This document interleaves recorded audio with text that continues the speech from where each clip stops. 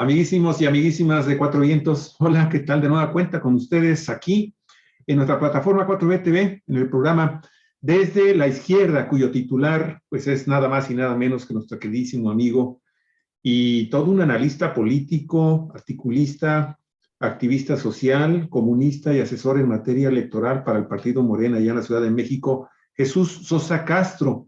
Jesús, el día de hoy va a platicar con nosotros también sobre si fue un triunfo, esa es la pregunta, ¿no? ¿Fue un triunfo o un fracaso la revocación de mandato que tuvimos el pasado domingo aquí en todo el país, en México? Pero también se platicará sobre la versión de los opositores a la llamada Cuarta Transformación y de los acompañantes del señor Claudio X González sobre este tema de la revocación.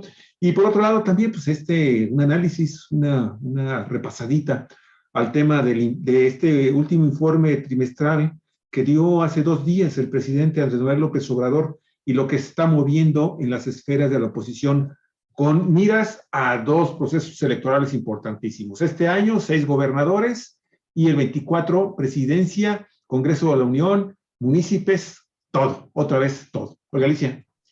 No, pues adelante, Jesús, ahí está planteado el tema. ¿Cómo viste la participación ciudadana en la primera consulta popular por revocación o ratificación de mandato? ¿Y cómo viste las reacciones también de la oposición?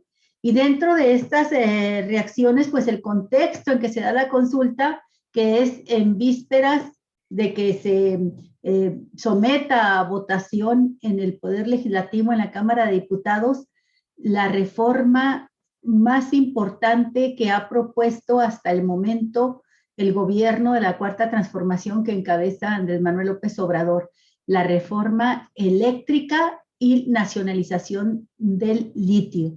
Pues adelante, Jesús, tus apreciaciones, ¿cómo la viste? ¿Cómo lo viviste y cómo lo viste? Bueno, recordarán ustedes que la semana pasada, casi la mitad de la semana, andaba por Huastepec, Morelos, y nos vinimos el mismo domingo temprano con la idea de no hacer mucha cola en la casilla donde nos tocaba votar, a mi esposa, a mi hijo y a mí, ¿no? Previamente, pues habíamos hablado aquí con vecinos, con amigos, y había un relativo entusiasmo para votar, pero había incertidumbre, no había la confianza, no había la seguridad de nuestra parte de que eso ocurriera. Llegamos aquí como a las 10 de la mañana y pasamos directamente a la casilla donde nos tocaba votar.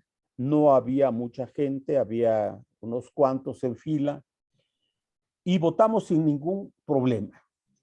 Pero en el camino de Huastepec hacia la Ciudad de México, nos tocó pasar por algunos lugares en donde las colas ya empezaban a mostrar pues una disposición de la gente a votar y a estar presentes en esta consulta ciudadana que tenía y tiene mucha importancia, ¿no? Eso nos llenó de entusiasmo y de alguna manera confirmó mi impresión que les había manifestado días antes por este mismo medio, de que yo tenía la confianza de que iba a ser un éxito esta consulta. Y para mi modo de ver, fue efectivamente eso, fue un éxito la consulta. Hay varios factores que yo tomé en cuenta y sigo tomando en cuenta para hacer esta especie de evaluación. Primero, un instituto no solamente indispuesto para hacer un papel decoroso que está dentro de sus funciones de organizar, de hacer campaña, de llamar a la gente a una participación en un evento tan directamente conectado con la democracia participativa, que no hizo. Ese es un elemento que yo tomaba en cuenta como una expresión de la conducta negativa de este instituto. La segunda cuestión que también era evidente para la mayor parte de la gente, para la mayor parte del pueblo, era que no solamente no hacían campaña llamando a participar a los ciudadanos, sino que incluso pues sectores del INE y de la gente allegada a posiciones hicieron campaña en contra. El llamado directo de varios líderes políticos y de la oposición para no participar, para no votar, pues jugó un papel muy importante desde luego, ¿no? Y la tercera cuestión, no menos trascendente, fue la forma anárquica, deliberada, calculada, para que la gente no llegara a las casillas. Es decir, de las 160,000 casillas que deberían ser instaladas por el Instituto Nacional Electoral, solamente instalaron cerca de 56,000 casillas, un tercio de las mismas alejadas de las sedes donde normalmente la gente hace el ejercicio de votar, y muchas de ellas incluso deliberadamente escondidas para que la gente no pudiera hacer uso de su derecho de votación. Entonces, si tomamos en cuenta todos estos factores negativos que estaban dirigidos a estorbar, a descalificar y a evitar que la gente participara, pues se equivocaron de pe a pa, como se dice vulgarmente, ¿no? Porque me consta que la mayor parte de los votantes, que no son pocos, que votaron cerca de 17 y pico de millones de personas, bueno, pues es una expresión manifiesta de la conducta, de la madurez política de la población, de la gente, especialmente de la gente del pueblo. Porque curiosamente, o no curiosamente, sino explicablemente, las grandes colas, las grandes concentraciones que se hicieron cerca de las casillas o alrededor de las casillas, se dieron precisamente en las zonas rurales, en las zonas semiurbanas, ¿no?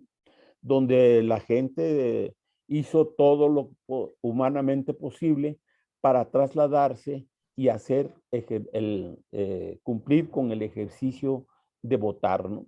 Ahora, esos 17 millones de votos, pues me parece no solamente un éxito, porque si fue resultado de solo la instalación de un tercio de las casillas, bueno, ¿cuál hubiera sido o cuál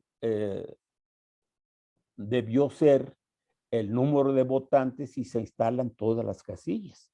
Hay personas, hay comentaristas, hay periodistas que afirman que si se hubieran instalado todas las casillas, o sea, las mismas que se instalan durante los procesos electorales normales, el número de votantes debió acercarse cerca de los 51 millones de votantes, ¿no?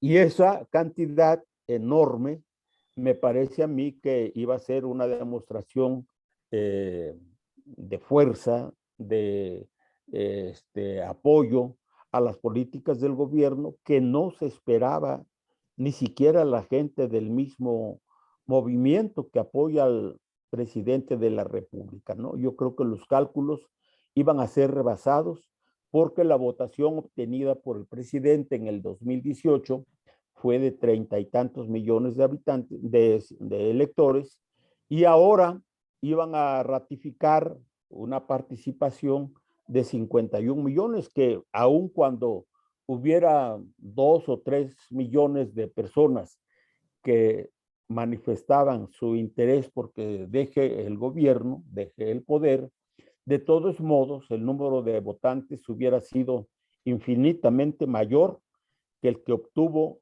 en el 2018 cuando fue electo presidente de la República. Entonces, este éxito que le da al presidente de la República un apoyo aproximadamente de 15 millones de votantes, pues no es una cantidad despreciable. Al contrario, me parece a mí una cantidad muy importante que la oposición no solamente desprecia, no solamente descalifica, sino que dice que fue un triunfo de ellos porque el 80 y tanto por ciento de los electores oyó el llamado que hizo la oposición de no acudir a votar, ¿no? Esta grotesca posición me parece a mí que está no solamente fuera de lugar, sino que no corresponde a la realidad, ¿no? Y tan no corresponde a la realidad que hay una irritación y un encabronamiento de los sectores que llamaron a no votar, a no participar, y concretamente del PAN, del PRI y del PRD, que tú ves los rostros de los dirigentes de estos partidos y están a punto del llanto, ¿no? Después de los resultados de la... De la histeria total, Jesús. Sí, completamente, ¿no? Entonces, es un hecho que les dolió mucho los resultados obtenidos y esto pues echó por los suelos los sueños que tenían en el sentido de que iba a ser un fracaso esta consulta de ratificación del mandato, rectificación del mandato, ¿no? Entonces, esta parte me parece pues que está en el nivel pues de un alto grado de aprobación y de participación de la gente. Me parece a mí que muestra un grado de conciencia importante de las personas porque fotografías y videos mostraban cómo, a pesar de la distancia que tenían que recorrer muchos ciudadanos para votar y moverse a través de lanchas, de camiones, de camionetas, de vehículos particulares y demás, y algunos de ellos incluso caminando, pues muestra un grado de disposición y de aprobación de las políticas del presidente Andrés Manuel López Obrador, ¿no? Entonces, ese es mi punto de vista respecto de la consulta.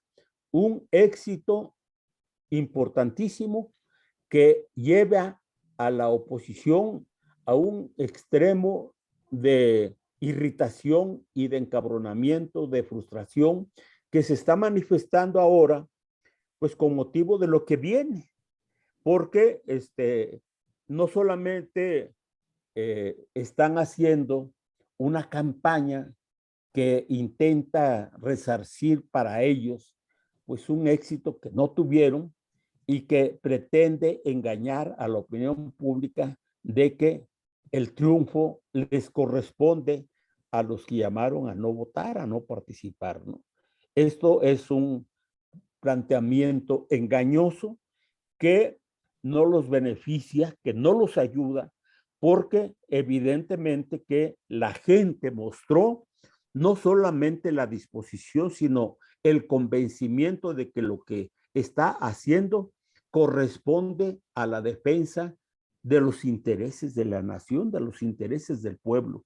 Y este planteamiento, este sentimiento manifiesto de la gente, me parece a mí que lo están manejando de manera tergiversada, mal entendida por parte de la oposición y que los va a llevar a una siguiente derrota en el mes de junio. Yo sostengo que no van a ganar ninguna gubernatura de las que están en juego, exactamente, en disputa. exactamente en el mes de junio. ¿Por qué? Pues porque la gente está no solamente convencida de que lo que hace el gobierno de la República a través de su gobierno, pues es lo que corresponde hacer en las circunstancias en que nos encontramos, ¿no? Y que la posición de la derecha, de estos grupos que están ahora haciendo todo lo posible por descarrilar el proyecto de discusión y de aprobación de la ley eléctrica que se va a discutir el domingo próximo, pues les va a ir como en feria, los va a colocar en una situación todavía más complicada, ¿no? Y bueno, digo que más complicada no solamente porque su llamado, su planteamiento, pues está no solamente fuera de lugar, es un planteamiento grotesco, ¿no? Que evidentemente va dirigido al apoyo de las empresas transnacionales, de esas empresas que han empobrecido, que le han robado al pueblo, que le han quitado pues, derechos a sus instituciones y que se refleja de muchas maneras, entre otras, pues con un robo de cerca de 470,000 millones de pesos al año, ¿no? Y estos recursos, aunque no toda la gente se los explica de manera correcta, pues empiezan a ser motivo de discusión pública por parte de los parlamentarios nuestros, por parte de los partidos políticos, por parte de la gente, se está enterando y está acorralando, me parece a mí, a la oposición. Y esta oposición, en lugar de reconsiderar su conducta, de tratar de encontrar el justo medio que los lleve a no perder todo, pues están ahondando la brecha que se abrió desde que se manifestaron abiertamente en contra del gobierno de la República y que los está llevando cada vez más a una situación irreversible de fracaso político en las próximas elecciones. Esto es lo que yo percibo respecto de estas dos cuestiones. Bien, pues mira, Jesús, que a mí me parece muy difícil saber qué hubiese sucedido si se instalan el 100% de las casillas. No me queda duda de que habría sido bastante mayor la participación, pero me es muy difícil saber en cuántos millones más ni cuántos millones más se habría llevado el sí o el no. Eso no lo vamos a saber ya, porque pues tampoco es así en automático, ¿no? Si claro, con un tercio sacaste 16 millones, más de 16 millones de votos, con los otros 2/3 sacas casi 50, es difícil. Sí. Lo cierto es que la participación fue, nos parece, y por las reacciones que ha tenido la oposición, nos lo confirma, fue mayor de lo que ellos creían que iban a ver, ¿no? Porque no solamente se trató de colocar solo 1/3 de las casillas, con lo cual te dejan en una tercera parte de las condiciones que tuvo la elección constitucional de 2018, que le dio un triunfo aplastante a Andrés Manuel López Obrador, con más de 30, 32 o 34 millones de votos. Pero los que hayan sido fueron los históricos. Nunca ningún otro presidente alcanzó tanta votación. Pero con este tercio se logró una participación de 17.77% de los electores. Hay que decir que junto al boicot, porque no hay otra palabra para definirlo, que hizo el INE para tratar de que la gente no se enterara que iba a haber una consulta ciudadana para ratificar o anular, cancelar el periodo que le queda de gobierno a López Obrador, revocar. Bueno, no solamente no quería que nos enterara, sino que las casillas las puso en algunas partes de veras inaccesibles. El caso concreto, que es una mentada de madre del INE al propio presidente, es lo que le hicieron en su pueblo natal. Así es. Allá en Tabasco, donde dejaron la casilla fuera del pueblo, a 30 y tantos kilómetros fuera del pueblo, ¿no? Y eso fue una dedicatoria, se hizo así con perversidad total. Sin embargo, Tabasco logró, fíjate que yo me di a la tarea de ver cuántos estados estuvieron por encima del promedio de votación y cuántos por abajo. Y es exactamente la mitad. La mitad de los estados superaron el 17.77% y la otra mitad fue inferior. El más alto fue Tabasco con casi 36%, 35.94%.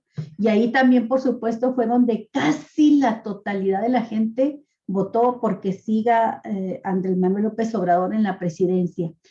Me resulta interesante toda esta región porque no solamente le están dando la continuidad, la confianza, ratificando la confianza al presidente, sino que están avalando obras que se realizan allá y esto tiene que ver también con el voto. O sea, la gente está contenta con el Tren Maya y con las obras que se están realizando en la región, con los programas sociales, con Sembrando Vida. Por ejemplo, Tabasco con 35.9%, todos Chiapas 32.13% de participación. Sabemos que son estados donde, como Chiapas, por ejemplo, donde es difícil acudir a votar, donde la gente todavía tiene un alto porcentaje de abstencionismo de la parte del sureste y se manifestó de manera fuerte. Campeche, 27.8%, Veracruz, 26.8%, Tlaxcala, 25%, Guerrero, 24.3%, Oaxaca, 23.58%, y estos son estados además que tienen una alta concentración del electorado. O sea, cuando hablamos de estos porcentajes estamos hablando en números de varias centenas de miles de votos, millones ya de votos. Y luego Yucatán, que había sido de la península en el sureste un lugar difícil para el presidente de la República porque ahí se ancló el conservadurismo durante muchísimos años, ahí logra también una fuerte participación, el 21.53%, que es un estado panista sorpresivo, ¿verdad? Por la cantidad de votos que le dio Andrés Manuel. Y luego Quintana Roo, que se refleja aquí ya, esos dos estados son gobernados por panistas, se refleja la entrada fuerte de la obra de López Obrador que ha convencido a la gente. Hidalgo y Nayarit, bueno, son de los estados que se fueron del 20 al 35% de participación. La Ciudad de México no alcanzó el 20, estuvo con el 19.74%, pero tan solo en la Ciudad de México, donde votó más de 1,5 millones de personas, 1,502,531 personas, tan solo ahí se logra para López Obrador 1,325,503 que siga López Obrador. Si lo comparas tú con el 1,063,000 que sacó en todo el país el que se vaya, pues solo con la Ciudad de México, con los que fueron a votar porque se quede, les matas el número. Entonces creo que estos datos son interesantes. Arriba del promedio también está Puebla, Sinaloa, Morelos y Tamaulipas. Tamaulipas es muy importante, es un estado que va a tener elecciones para gobernador y ahí el electorado les está diciendo desde hace bastante ya tiempo que ya quieren que se vaya el PAN, no quieren que continúe ahí Cabeza de Vaca. ¿Cómo se llama? Javier García Cabeza de Vaca. No quieren que continúe. Le dieron a Morena la mayoría y la corrupción y las malas mañas ha hecho que les vayan quitando la mayoría legislativa, atrayéndola. Yo no veo otra manera más que con la corrupción y la coerción de un Estado que ha caído por completo en la narcopolítica. Entonces creo que esta participación del pueblo de Tamaulipas, que está y que un estado gobernado por el PAN y que está entre los que superaron el promedio nacional de participación, me parece muy interesante. La lectura es muy interesante. Pero también, ya para terminar, la lectura no deja de ser interesante en cuanto a los estados donde tuvo por abajo del promedio. San Luis Potosí, Estado de México, Coahuila, Colima, Baja California Sur, Zacatecas, ese es preocupante porque uno esperaría que ahí fuese fuerte la participación y bueno, no sé si el factor Monreal pesó ahí, Michoacán, Sonora, Baja California. Me detengo en Baja California. Somos un estado abstencionista.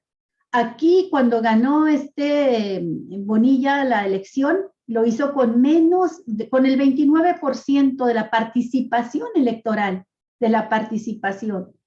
Y de ese 29% él sacó pues el 50%. Pero ahora saca 13.22% de participación. Y acá dicen, ahí están echándole la culpa al mal gobierno de Marina y, en fin, restregando en la cara que fue baja la votación. Sin embargo, Jesús, hay otra manera de medir esta participación que hubo hoy, y es con las elecciones del 2021. En 2021, la candidata a gobernadora de la coalición Sí por México, Sí por Baja California, que agrupó al PRI, al PAN, al PRD, apenas sacó 11.6%, 2 puntos menos de lo que sacó ahora la consulta, de la participación en la consulta.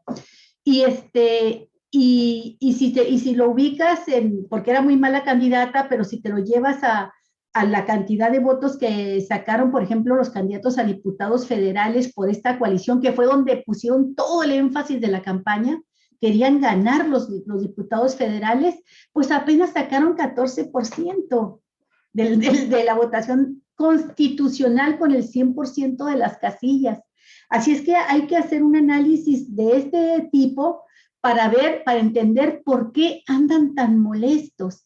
Aún en aquellos donde el porcentaje está por debajo del promedio nacional, les está diciendo que con 1/3 de casillas habrían perdido de nuevo, ¿verdad? Entonces, me parece muy importante esto, y bueno, destacar los 15.160.000 mexicanos y mexicanas que dijeron queremos que continúe López Obrador. Es el piso, es decir, es la base de donde se parte hacia las próximas contiendas, y es una base que no la tuvo, esta comparación me parece maravillosa, en una elección constitucional de 2018 que fue echar toda la carne al asador, no la tuvo Ricardo Anaya, no la tuvo el PAN. Sacaron apenas poquito más de 9 millones de votos. Es decir, casi la mitad de los que saca hoy López Obrador para que continúe en el gobierno. Y mucho menos la tuvo el PRI, que sacó poquito más de 5 millones de votos con José Antonio Meade. Entonces, creo que estos elementos de análisis nos permiten ver que tienen razón en los partidos de Claudio X González para estar preocupados, porque si con todo el boicot y con 1/3 de las casillas, aún así, analizando estado por estado y los resultados de 2018 con los de hoy, les va mal, imagínate ya, a eso sí lo podemos prever, con una elección constitucional, haciendo campaña a todos los candidatos, a diputados, a presidentes municipales, a gobernadores, a senadores, pues otro gallo va a cantar, ¿no? Adelante, Javier. Sí, yo quiero algunas cosas, Jesús, permíteme, voy a tomar unos cuantos minutos, porque quiero también comenzar a tratar de hacer una reflexión. Cuidado, no es un análisis, porque evidentemente todavía hay muchos factores que pueden alterar los resultados, pero me quiero concentrar a un hecho que casi siempre se menciona cuando va a haber un proceso electoral como el que, y luego uno tan innovador como el que tuvimos el pasado domingo, ¿no? Aquí en México, 10 de abril, con el tema de la revocación de mandato. Y siempre se dice que cuando hay un proceso electoral en donde la ciudadanía va y vota, como lo hizo el domingo, pues en realidad se está manejando de alguna forma una ventana estadística que pudiera servir para medir la fuerza en este caso fue de Andrés Manuel López Obrador, pero también de los partidos políticos y de un movimiento político, social y económico y cultural como lo puede representar lo que se ha llamado en México la Cuarta Transformación.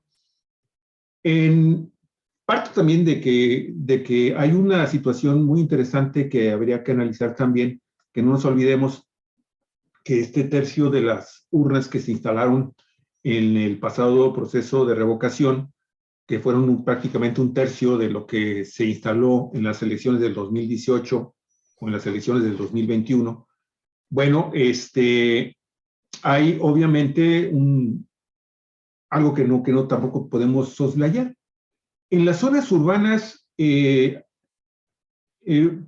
hubo una mayor cantidad de votantes que pudieron tener un acceso, algunos muy fácil, muy sencilla, otros un poquito se tuvieron que movilizar un poco más, pero no les llevaba en su traslado arriba de 10, 15 minutos para llegar finalmente a la casilla en donde se concentraron cuatro secciones. Y eso es importante, porque ahí se acumuló una cantidad global, ¿sí?, que pudo haber representado también la votación en cada una de las secciones. Quiero decir con esto que si, por ejemplo, en una casilla hubo 1000 votos, bueno, habría que decir que pues, posiblemente se puede interpretar también que en cada una de las 4 casillas se aportó el 25% de cada uno de esos, del total de esos 1000 votos. Vamos a ponerlo así de manera general. Obviamente hay muchísimas cosas que me pueden refutar técnicamente, pero para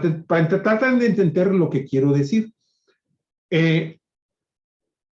Los resultados de cualquier forma son interesantes para el proceso electoral de este año, en todo el país. Recordemos que en este país, el próximo... domingo 5 de junio. El próximo domingo de junio, efectivamente, Orelicia Aragón, vamos a entrar al proceso de elección de 6 gubernaturas. Voy a compartir para irme ya directamente al grano de lo que quiero mencionar. Miren, tenemos entonces, este es el portal del Instituto Nacional Electoral y este es el portal que tiene que ver con el proceso electoral 2022. Y es el día de hoy a las 10 de la mañana con 26 minutos, tiempo de Baja California. Aquí nos está diciendo y nos está recordando el Instituto Nacional Electoral que vamos a celebrar el 5 de junio elecciones, procesos electorales ordinarios, locales ordinarios, en los estados de Aguascalientes, Durango, Hidalgo, Oaxaca, Quintana Roo y Tamaulipas. Y también va a haber extraordinarias, o hubo extraordinarias en estos otros lugares, y que, bueno, pues han salido adelante cada una de ellas. Entonces ya ha pasado. Lo que viene son estas 6. ¿Sí? Y a mí me gustaría llevar las cifras que se obtuvieron en este proceso de revocación de mandato como una especie de ventana. Obviamente hay muchos factores que podrían alterar los resultados finales en cada uno de los estados, pero vean ustedes, quiero yo, por ejemplo, ir entonces al otro tema que tenemos aquí, con el caso de los resultados de la revocación de mandato. Ok. Tenemos elecciones en el estado de Aguascalientes. Gobernado por el PAN. Gobernado por el Partido Acción Nacional. Me vas a ayudar. Muchísimas gracias, mi queridísima Orelicia Aragón. Aquí están los resultados específicos de Aguascalientes. Y esto, insisto, nos podría dar una idea, obviamente con las correcciones adecuadas que si ustedes gustan las podemos mencionar, pero en el estado de Aguascalientes salieron a votar 96,142 personas. ¿Sí? Una participación del 9.28 en el proceso de revocación de mandato. ¿Quiénes votaron y cómo votaron los hidrocálidos en este pasado domingo?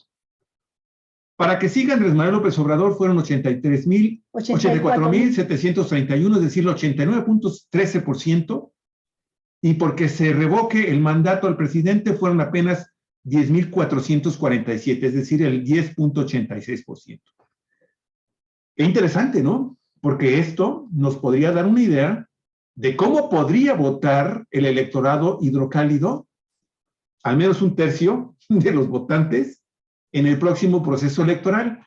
Y cuando hablamos de estas proyecciones, hay que recordar que el mismo este sistema de conteo rápido del Instituto Nacional Electoral toma en consideración una muestra representativa de la gente que votó, por ejemplo, el pasado domingo, y dice, bueno, con base a este muestreo, en estas 3,000 casillas, que creo que fueron las que tomaron el pasado domingo, pues estos podrían ser los resultados.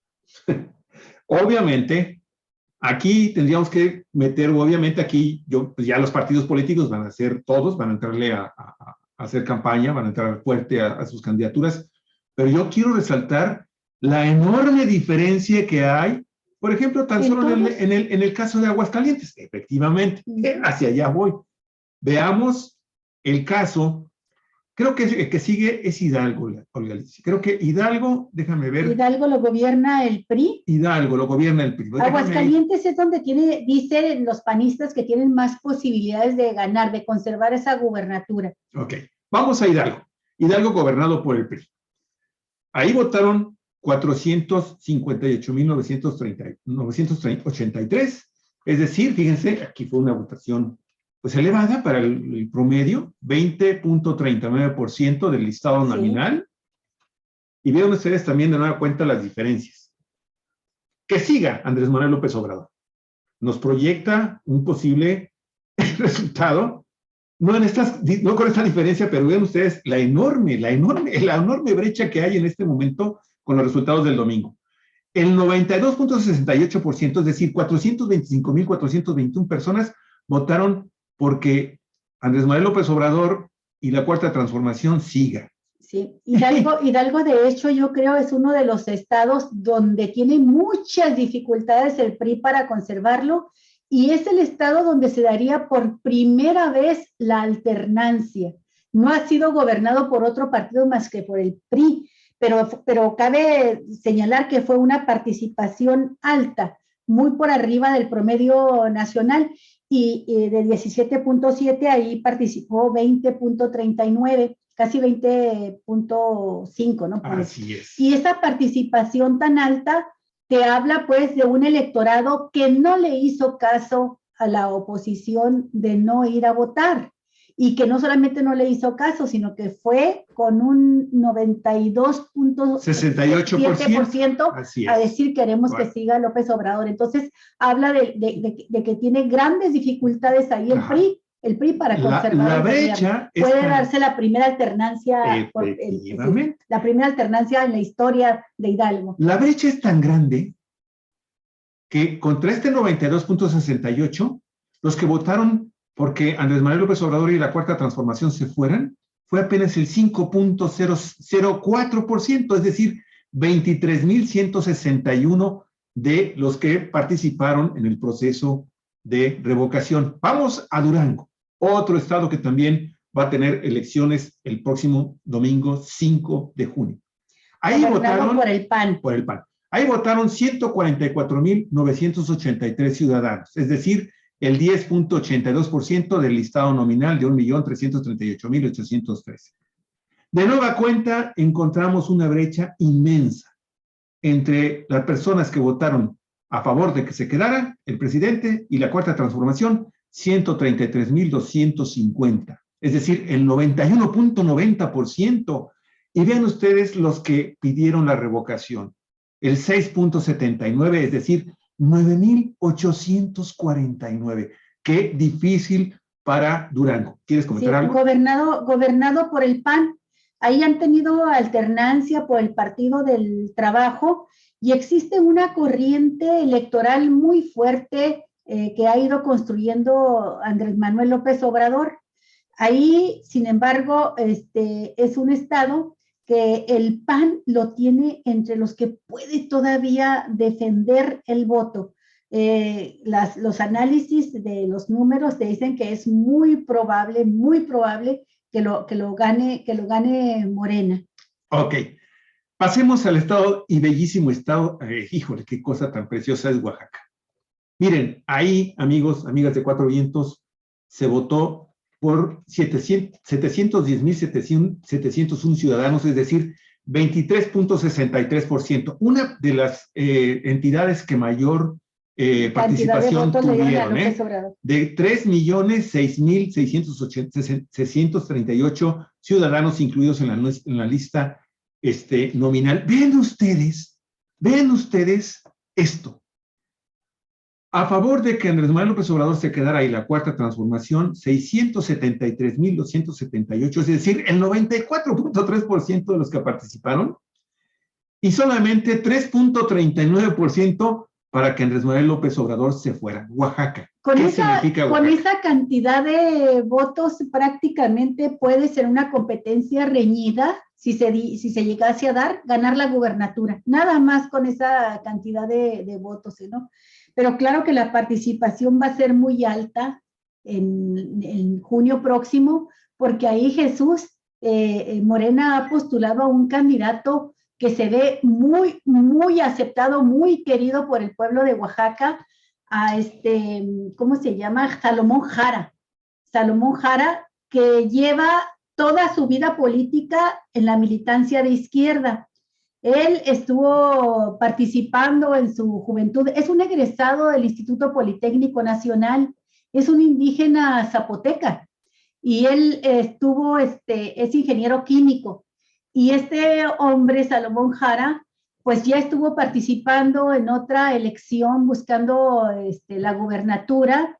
Se la ganaron, no sé si a la mala, pero tú recordarás, Jesús, que López Obrador se fue a hacer una gira muy grande por Oaxaca, a recorrer todos los municipios previo a la elección que ganó Gabino Cue, y se retiró de la gira que andaba realizando cuando se dio cuenta que Gabino Cue iba a ir en alianza con el PAN, que iba a ser una alianza del PRD y del PAN. Dijo, ahí muere, y se retiró porque él estuvo llamando a no aliarse con el PAN. Y pero en esa gira, quien lo acompañó a todos y cada uno de los municipios fue Salomón Jara. Entonces Salomón Jara trae un arrastre con la gente, equivale a López Obrador en el país.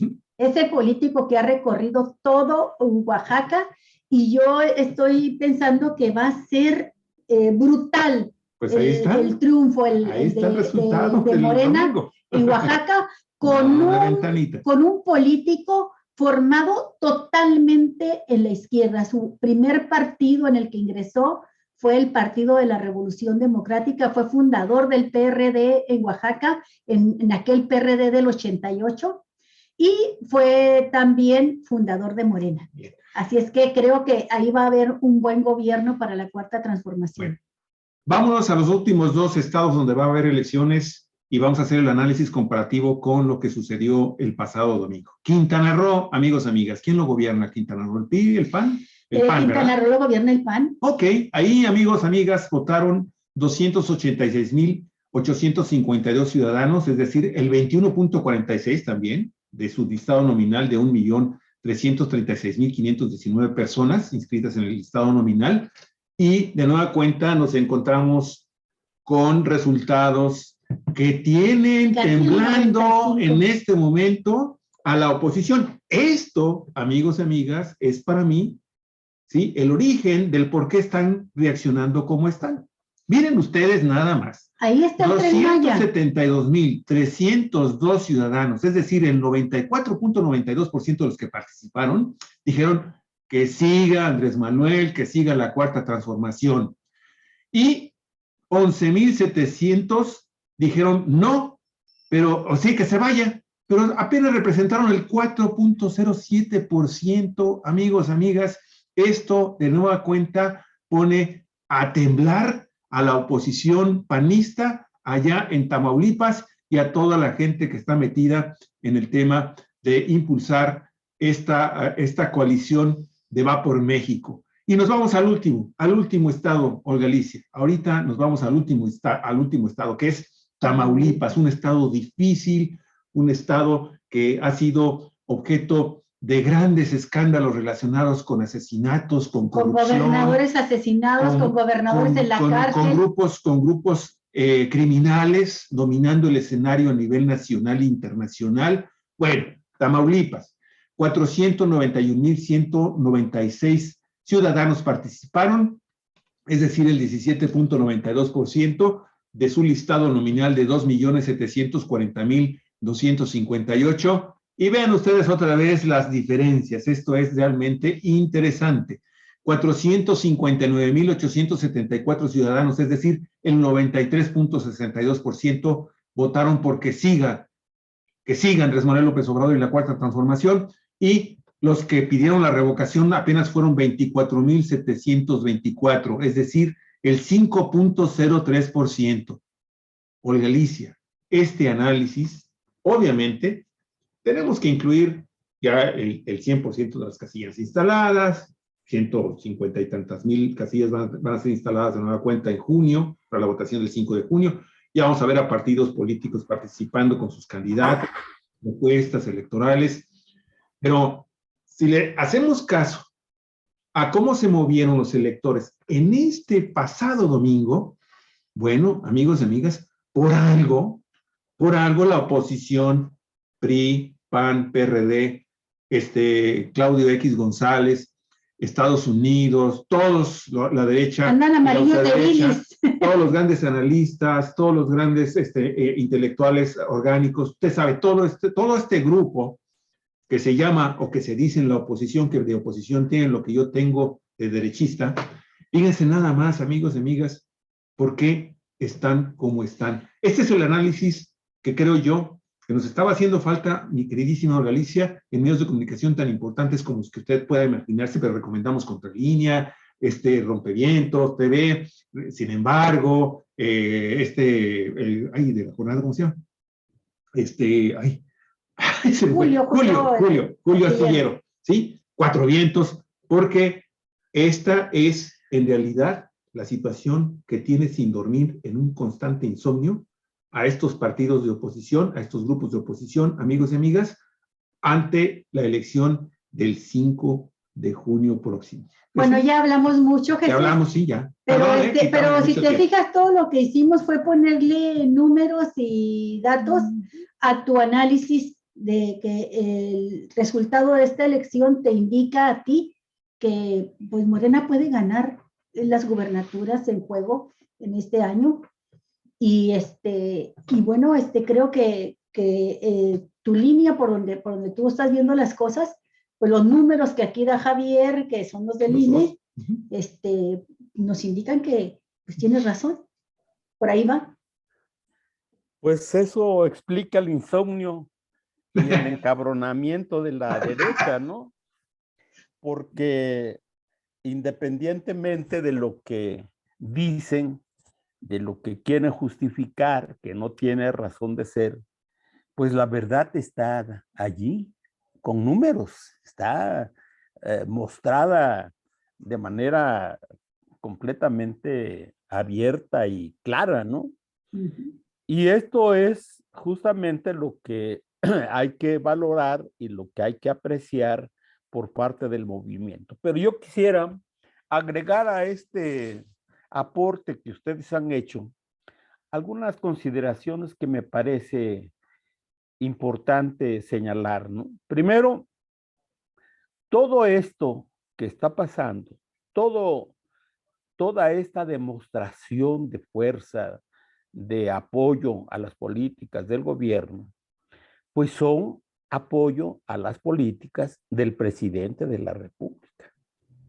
No es resultado, a mi juicio, de un trabajo de la izquierda, de los partidos de la coalición que apoya al gobierno, y menos, me parece a mí, es el trabajo, el resultado de la dirección del partido Morena. Porque Morena, pues se ha colgado del éxito del presidente, pero no ha mostrado capacidad, sensibilidad política para encabezar, para organizar a todas estas fuerzas, a toda esta opinión que se ha manifestado a favor de las políticas del gobierno de la República. Y esto, a mi juicio, pues es una parte que hay que estudiar, que hay que señalar y que hay que organizar, porque de lo contrario, corremos el riesgo de que este éxito, de que estos resultados finalmente se pierdan en el momento en que la presencia del presidente de la República pues ya no esté en la escena pública nacional. Y yo creo que el partido, las fuerzas del movimiento y de la coalición Juntos Hacemos Historia, pues deben estar previendo esta situación, porque de lo contrario, me parece a mí que este odio, este rencor, esta irritación que hay en la gente de la derecha, en los grupos de la derecha, puede ir carcomiendo un poco el apoyo y la decisión de los ciudadanos que hasta ahora han manifestado su apoyo, pues sí, su apoyo a las políticas del gobierno de la República, ¿no?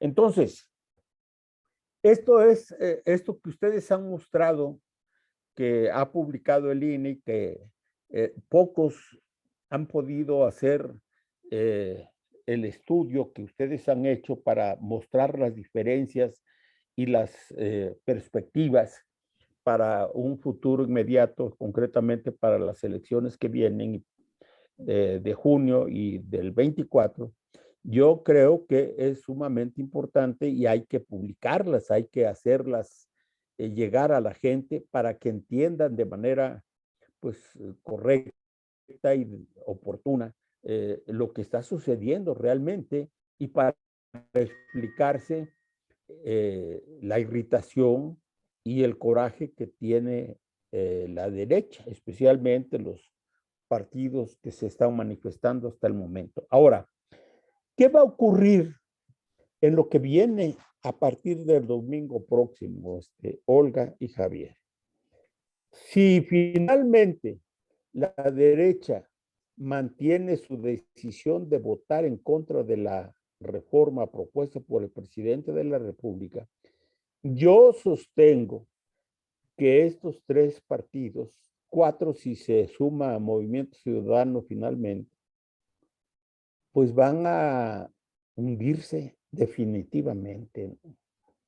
Porque estos datos mostrados por ustedes indican que la gente está percibiendo la parte fina de lo que está ocurriendo en el país. Porque hay una campaña de desinformación muy grande, hay una campaña de los medios convencionales y de los partidos de la derecha, justamente en el intento de mostrar, de exhibir las debilidades, los fracasos supuestamente de un gobierno que ha hundido al país en un caos y en una situación completamente difícil.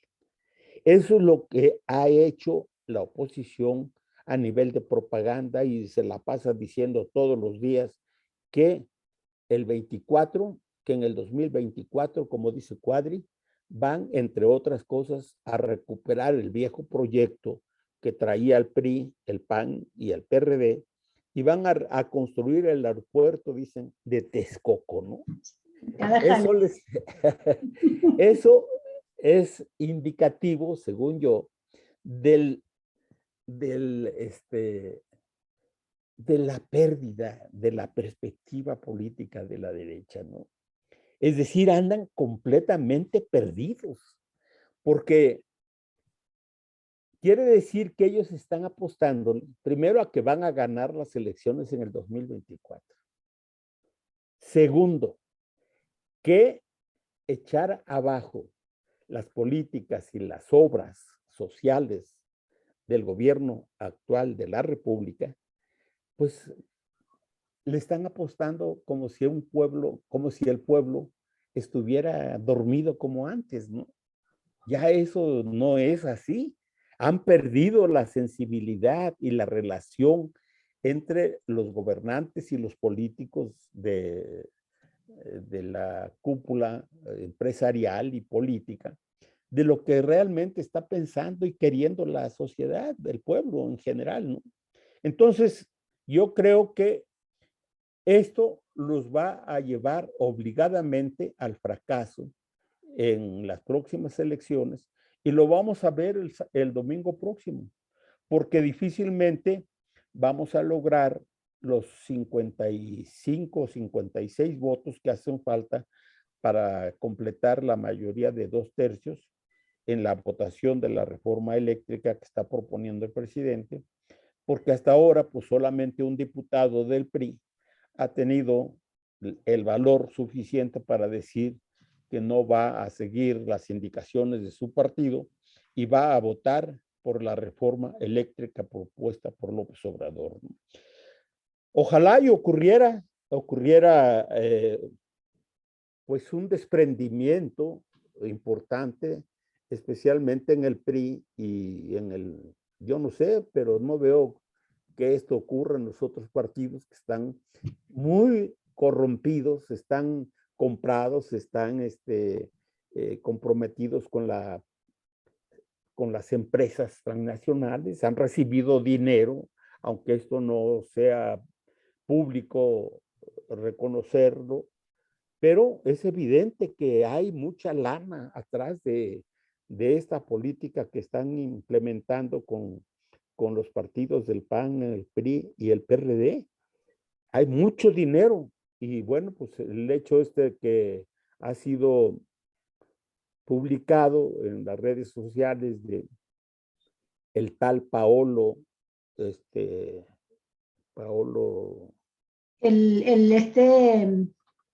El consejero, Coyote italiano, como el dice. coyote, sí.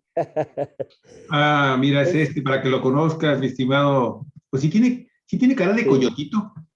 sí,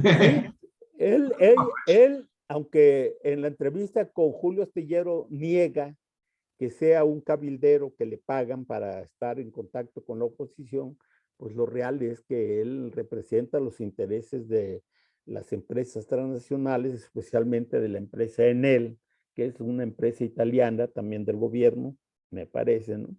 Y están echando mucha lana, mucho dinero para comprar a los diputados más, más débiles que están encontrando en estos partidos, ¿no? Entonces yo sostengo que lo que pasó el domingo, el informe del presidente de la República, que marcadamente ha dicho qué es lo que está haciendo, por qué lo está haciendo, cómo lo está haciendo y cuál es lo que falta, qué es lo que falta, me parece a mí que ha sido una política de, de lazos, de acercamiento, de información en la gente que ha recogido y ha recuperado la confianza en este presidente de la República y que está al 100 apoyando sus políticas, ¿no? Entonces, todo esto sumado, eh, junto, me parece que es lo que trae, pues, irritada, enojada a la derecha, y cuando un grupo social, en lugar de buscar una salida inteligente, profundiza su odio y su crítica, lo que ocurre es precisamente lo contrario a lo que quieren lograr. Y ellos están acercándose cada vez más a una derrota que no va a ser fácil, que no va a ser sencilla, no va a ser eh, ligera, digamos, ¿no? Porque los hechos, las políticas que están aplicando, me parece a mí que son ampliamente criticadas por la opinión pública nacional, especialmente por los sectores más comprometidos con el proyecto de la Cuarta Transformación. Y bueno, pues ya lo vamos a ver el domingo, ya se está llamando a una concentración por parte de los partidos aliados, allí en la Cámara de Diputados, y, y lo que está ocurriendo con el PRD y con el PRI de las pijamadas que le llaman ahí para garantizar su ingreso a la Cámara de Diputados y no quedar excluidos de la discusión, pues les muestra una fuerza bastante debilitada, ¿no? Todos los priistas cupieron en un camión y los que se manifestaron allí con un petate del PRD, pues eran 4, 5, 7 cuando mucho. Muy pueblo el hombre. Haciendo un ridículo completo, ¿no? Entonces, pues yo estoy, como siempre, optimista de que las cosas vayan saliendo, y si no sale la votación del domingo, como es previsible que ocurra, bueno, pues el presidente ya trae en la bolsa la salida, que es meter una ley, una propuesta de ley de modificación a la ley minera que rescate lo que no está contenido en la ley de la industria eléctrica que acaba de aprobar la Suprema Corte de Justicia de la Nación. Y está con eso, aunque no se logre totalmente lo que se propone en la reforma de la industria eléctrica, yo creo que se rescata de manera importante lo fundamental que ahora es motivo de crítica hacia las empresas transnacionales que están manejando la parte de la industria eléctrica, ¿no? Pues eso es lo que yo podría comentar, Olga y Javier, en este Jueves Santo. Me parece que vamos bien, hay optimismo en la gente, está organizándose la sociedad y especialmente los que apoyan el proyecto de gobierno y pues por fortuna yo digo, mientras la derecha está emberrinchada y haciendo malabares para tratar de justificar lo injustificable, el presidente de la República ya viene de regreso con propuestas concretas que van a ayudar a resolver lo fundamental que queremos que se resuelva y pase a formar parte del acervo de la nación. Sí, yo creo que nos faltó mencionar en esto del 2022, en las elecciones que vienen, que en todos y cada uno de los estados donde habrá elecciones, yo pienso que el PRD va a perder su registro, ya, en estas locales, pero que ya no le queda vida tampoco para las federales de 2024 y por eso es el que se ve más desesperado. Lo que queda del PRD, ese cascarón ya resquebrajado, ese muerto que no se ha dado cuenta que ya está muerto, es un muerto insepulto. Lo que queda de ello es una putrefacción que apesta, está apestando toda la vida política del país, ya no hace ningún daño más que al olfato, más que a la salud pública, y ya, es como un perro muerto que cada vez que pasas por la calle te llega el olor asqueroso, pero ya no te puede morder. Pues es que son los chuchos. Ya no te puede morder, ya es un chucho son los chuchos muertos. Sí, pero este chucho muerto que no se ha dado cuenta que ya murió, hasta que le den el certificado de defunción y que pierde el registro electoral. Ya hasta lleva sus petates para que sea. Sí, ya lleva su petate. Fíjate hasta dónde llega la ignominia. Es que ahorita que mencionaste lo de Paolo Salerno, el cabildero, ¿cómo es posible de verdad que esta diputada del PRD, hechura de Silvano Aureoles, que por cierto ya no lo he escuchado, debe estar huyendo, debe estar ya escondido, no sé debajo de qué piedra, en qué país extranjero? Bueno, esta diputada que es su hechura política, y no voy a decir más porque no me lo quiero permitir ni como mujer ni en un medio público, respecto a las relaciones que establece Silvano Aureoles con las mujeres a las que impulsa. Bueno, que tenga ahí a su lado al cabildero italiano que representa a una empresa de energía eléctrica, una empresa privada. Que aparte es cuchupera, ¿eh? Porque Sí. ya fue denunciada precisamente por ser de las empresas que se beneficiaron con el tema del autoabasto. Así es, o sea que además no solamente está actuando con todos los beneficios de la reforma energética de Peña Nieto, sino violando la ley para hacerse de más beneficios de manera ilegal. Si de por sí la ley de Peña Nieto le daba todo, pues todavía van por más, o sea, es insaciable esto. Pero luego queriendo defenderse dicen, no, es que no es cabildero, es que es nuestro asesor externo. Madre mía, o sea, qué manera de defenderse, Sí, ¿no? O sea, qué manera de defenderse diciendo, no, si no es cabildero, es nuestro, es de los nuestros. Entonces, que nos dice cómo debemos de votar. Sí, es nuestro asesor que nos dice cómo votar y por qué. ¿Y por qué? Pues es el por qué con signos de pesos o de dólares o de euros. Pero este cinismo, Jesús, ha llevado al PRD a hacer muchos desfiguros. Es el partido, no he escuchado de ningún otro partido salvo del PRD, que está tratando de que el Tribunal Electoral del Poder Judicial de la Federación cancele el proceso del pasado domingo de la consulta ciudadana.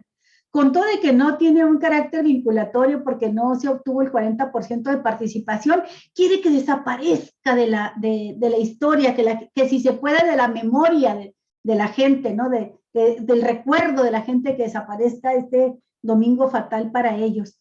Entonces creo, nos faltaba hablar de esto del PRD, porque tiene esa relación con la consulta, que están pidiendo formalmente al Tribunal Electoral la cancelación de los resultados, la cancelación de todo el proceso, el desconocimiento, y por otra parte están exhibiendo su inmoralidad, llevando a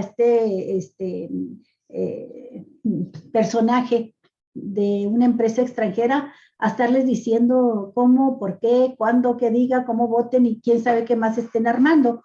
No es excesivo lo que dijo el presidente cuando recordó que ya para la reforma energética de Peña Nieto ya se tiene la denuncia, no de Morena, no del presidente, sino de un funcionario del gobierno de Peña Nieto que está en la cárcel, el exdirector de Pemex, Emilio Lozoya Austin, pues de que dieron dinero a los panistas, principalmente, para que aprobaran la reforma energética. Imagínate ahora el dinero que deben estar soltando para que no se apruebe la reforma eléctrica y la nacionalización del litio que lleva la propuesta de Andrés Manuel López Obrador. Entonces deben estar los cañonazos de la corrupción a todo lo que dan.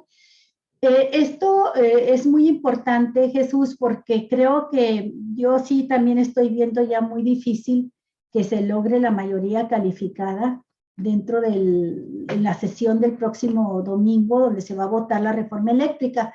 Y lo veo más difícil por la previsión que tomó López Obrador, que dijo, bueno, vamos a llevarnos a la ley minera, lo de la nacionalización del litio, el litio en manos exclusivas del Estado, que es de lo más importante que queda fuera, una vez que ya la Suprema Corte aprobó como constitucional la ley de la industria eléctrica y que estuvo un año ahí en la Suprema Corte.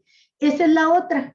Los partidos de oposición se van al cuello contra el presidente de la Suprema Corte, contra la ministra Loretta Ortiz, la ministra oponente, y los otros dos ministros que votaron a favor de la resolución que declara pues constitucional, o sea, se manifiesta en contra de la inconstitucionalidad alegada por los opositores.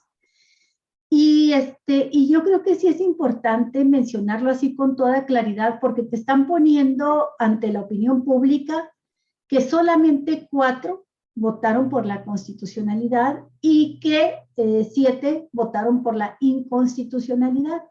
Creo que es importante que todos sepamos que así como en el poder legislativo, cuando vas a aprobar una reforma constitucional, tienes que tener los 2/3, ¿verdad?, para poder declarar válida la votación de una reforma constitucional.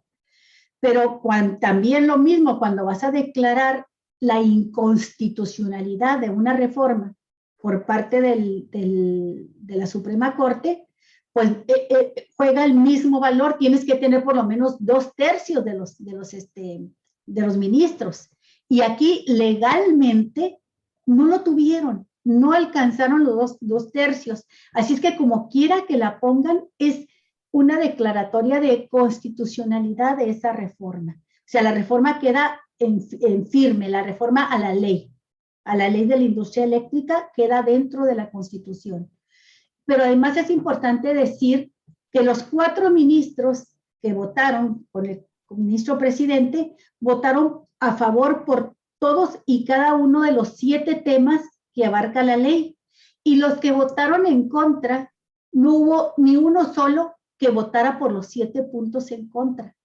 Ahí los votos se fueron dividiendo, porque hubo muchos ministros que no dieron la votación a favor de la constitucionalidad, pero solamente cuestionaron a uno o algunos de los 7 puntos. Entonces, tampoco se puede decir así que votaron por la inconstitucionalidad. No es así. Ninguno votó los 7 puntos en contra, ¿no? Los 7 temas de la ley.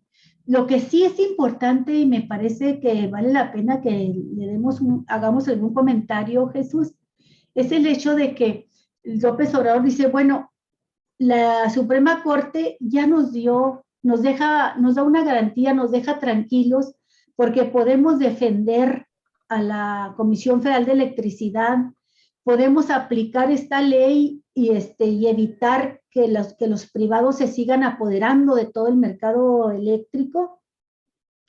Y con una reforma a la ley minera podemos salvar también el litio. Pero esas son reformas a leyes secundarias, no son reformas constitucionales. Son reformas que se logran con el 50+1.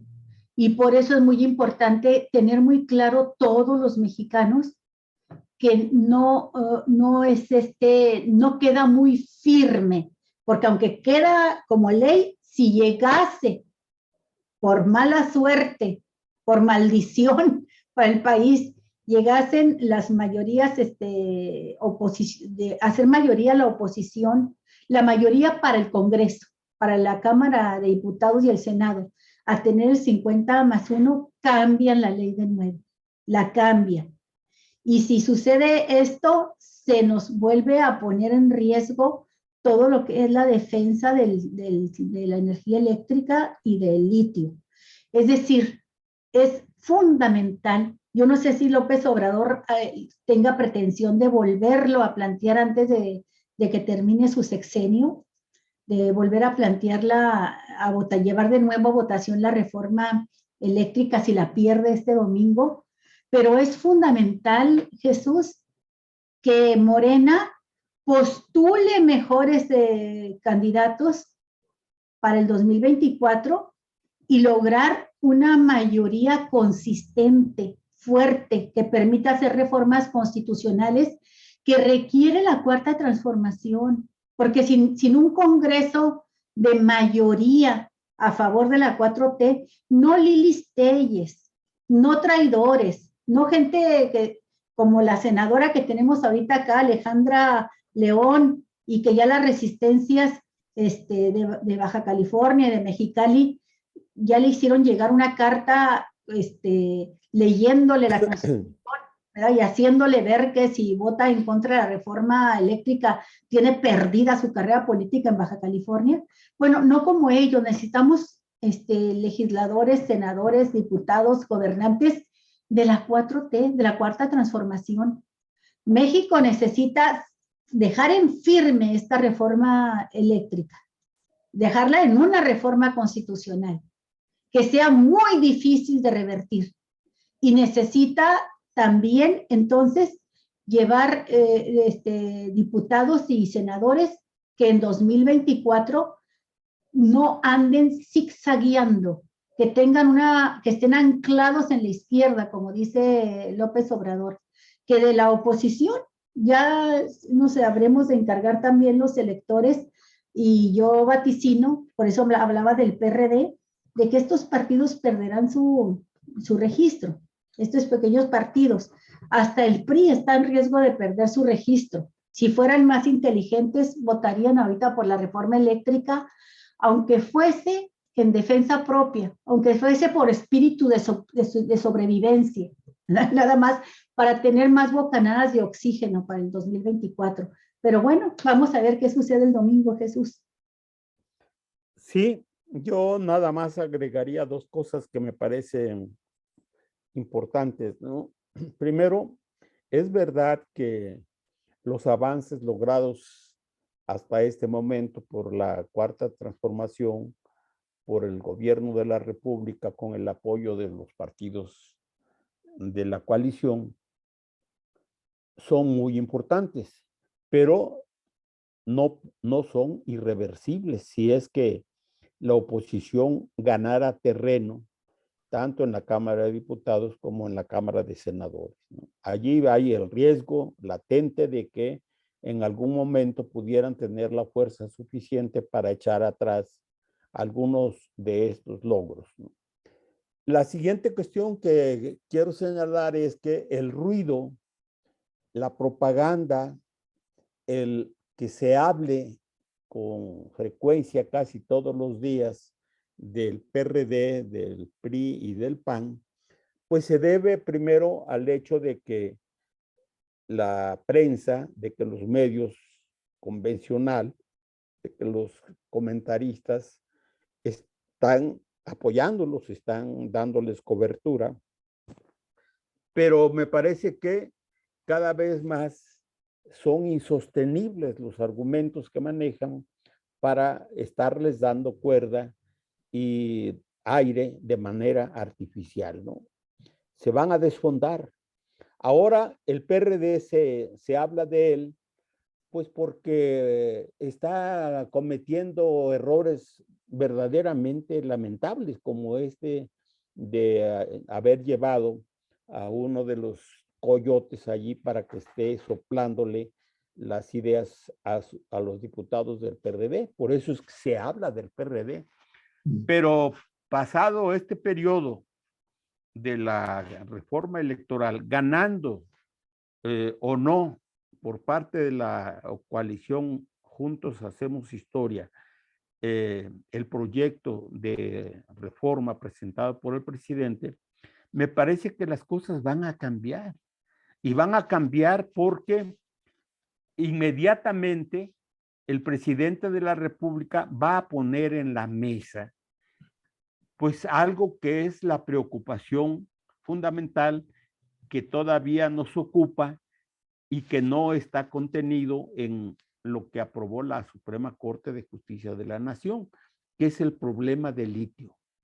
Y si este asunto se va a resolver por la vía de una modificación a la ley minera, pues prácticamente la oposición va a quedar sin argumento alguno, porque el gobierno va a tener la oportunidad primero de poner en práctica las 60, ¿cómo se llaman? Las presas, las hidroeléctricas. Las hidroeléctricas. Que están semi paradas, ¿no? Para producir la energía correspondiente en primer lugar, porque eso ya está resuelto por parte de la Suprema Corte de Justicia de la Nación. Energía Segunda limpia. cuestión, el despacho de la luz, de la energía, no va a ser primero de la iniciativa privada, la de las empresas privadas y nacionales y extranjeras, sino se va a poner en primer lugar, se va a subir la energía producida por la CFE, o sea, por las hidroeléctricas, por las otras empresas que producen la energía como es la de la Laguna Verde de Veracruz, ¿cómo se llama? La nuclear. Exacto. Y las otras empresas que funcionan con combustible, con gas y demás, ¿no? Y luego ya se despachará lo que corresponde a las empresas privadas. Y tercera cuestión importantísima, que se va a acabar con las ¿cómo le llaman? Abasto le llaman a este robadero. Exactamente, con el autoabasto, Sí. que permitía que algo así como 87 grandes empresas estaban anotadas para producir su propia energía, y resulta que hay cerca de 77. Más de 70,000 clientes, 74,000 clientes, que son los grandes clientes, los grandes consumidores de energía eléctrica, y ya se llevaron ese mercado, se lo quitaron a la Comisión Federal de Electricidad. Así es. Por mecanismos que no solamente no están contemplados en la ley, están prohibidos. Están haciendo actos de corrupción ilegales. Entonces, eso ya está resuelto por la Suprema Corte de Justicia. ¿Qué es lo que queda? Pues quedan allí cosas como tiene que ver con el funcionamiento, las canonjías que se le daban de manera indirecta a algunas empresas, y que tendrá que ser motivo de revisión de contratos, y aquellos que son contratos ilegítimos, pues van a tener que ser negociados o cancelados por parte del gobierno, ¿no? Entonces, todo esto le va a quitar poder, le va a quitar motivo de acción y de propaganda a la oposición. Entonces, ¿de qué van a hablar? ¿De qué van a hablar después los opositores? Ya no tienen nada prácticamente que hacer. Se viene la reforma electoral, que ese también puede ser otro problema, ¿verdad? Porque se van a afectar directamente los intereses de partidos políticos que metieron al INE, pues a sus representantes, y que estos actúan de acuerdo con los derechos, los privilegios y las tomas de decisión que provienen de los partidos que los impusieron, ¿no? Pero me parece a mí que llegarán muy disminuidos políticamente hablando, y en algunos casos pues van a tener que lamentarlo, porque no tienen proyecto, no tienen propuestas, no tienen programa, y a la medida en que nos acerquemos a las elecciones del 5 de junio, primero, y después a las elecciones del 24, pues ¿qué van a proponer? ¿Qué van a proponer a la gente, a la opinión pública? Me parece a mí que están completamente en la lona políticamente hablando, ¿no? Entonces, vamos a ver cómo ocurren las cosas este domingo, pero yo creo que por delante tenemos como sociedad, como pueblo, como gobierno, muchas posibilidades de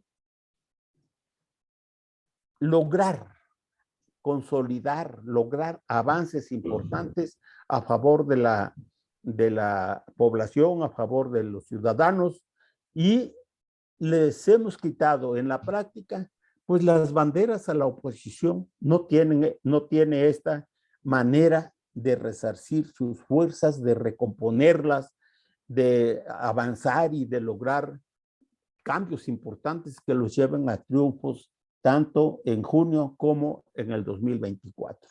Con esto yo concluiría mi opinión, Olga. Perfecto, Jesús, me parece que es una muy buena manera de concluir. Y bueno, no dormirse en los laureles. Por lo pronto tenemos la enorme bandera, quizá más importante hoy que en la época de Lázaro Cárdenas o en la de Adolfo López Mateos. Tenemos la enorme bandera de la defensa de la energía eléctrica, más importante hoy, digo, porque está a la vista lo que ha sucedido, lo que está sucediendo en Europa, en España, aquí mismo en Estados Unidos, donde han cedido este control de industrias estratégicas para el Estado, para el país, se la han cedido a las empresas privadas y ahorita las empresas privadas como Iberdrola los tienen ahorcados. La gente está trabajando para alcanzar a pagar el recibo de la luz. De lo que se trata es de que no nos suceda esto aquí. Pues Jesús, terminamos por hoy y nos vemos dentro de una semana. Que tengas muy bonito fin de semana. Disfruta el Viernes Santo. Pórtate bien.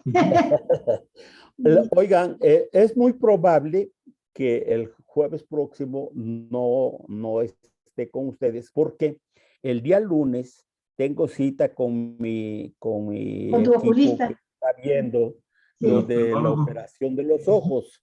Entonces, si me valoran y me aceptan como candidato a la operación, es muy probable que por algunos días me saquen de circulación para evitar algún problema posterior. Y claro, no puedes trabajar.